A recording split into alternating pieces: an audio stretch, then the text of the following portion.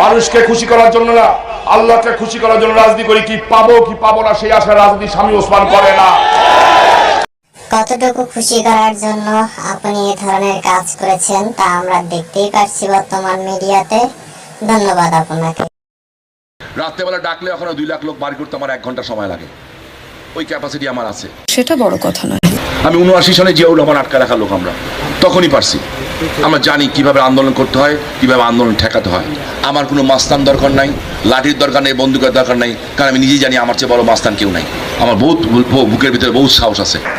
একদিন মুখ খুলি নাই, ওই যে 24 তারিখ সময় শেষ। আপা আমাকে বলছে, শামীম তুই ধৈর্য ধর। আমি ধরছি। বলছে তুই কিছু কথা বলে সরকারের বদলা হবে, কথা কই নাই।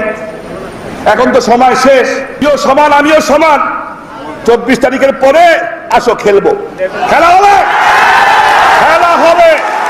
আশ্চর্য, আপনি কি বলতে